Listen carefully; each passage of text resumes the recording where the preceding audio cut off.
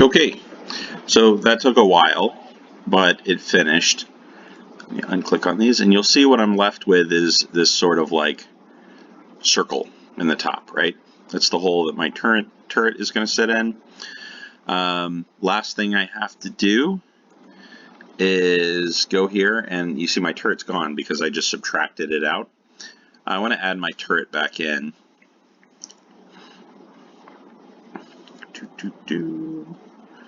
Take a little bit of time. Okay, my turret's back in. Import it. We did change the size, I think, didn't we? Change the size a little bit.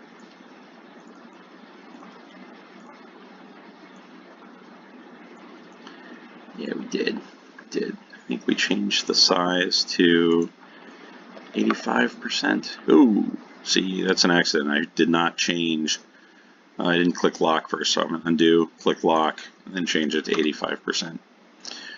So we changed it to 85%, and then here's the trick. We changed it to 85%, and then I'm never going to get this lined up quite right. But we made a hole for it.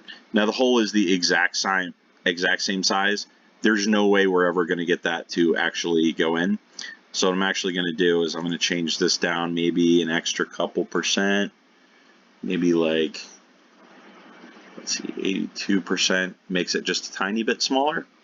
That should give me a little bit of wiggle room.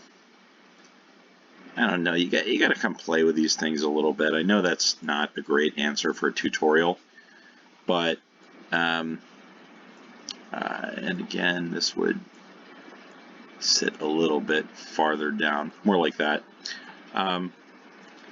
So that's kind of it, right? Leman Russ looking feudal tank. Oof. Let's maybe line that up just a little bit better. That's closer to the middle. Leman Russ feudal tank, and then what I would do in terms of actually printing this, right?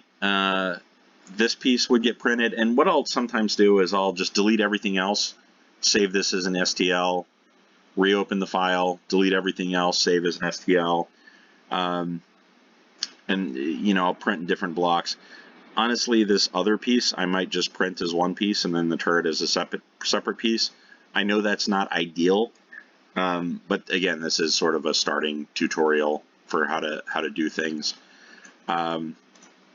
You can also, at this point, you would be able to go through and sort of split it into the component parts. So I would print that separately. I would print probably the body with these guards on it separately. But yeah, I mean, that's independent. That's a 3D printing issue. That has nothing to do with how you would go about putting together a kit bash model like this. So I hope you enjoyed the tutorial. Maker's Cult is making some awesome models. Thank you guys. I'm looking forward to seeing your take on this. Hope everybody got a little bit out of this. Yeah. That's all. Adios.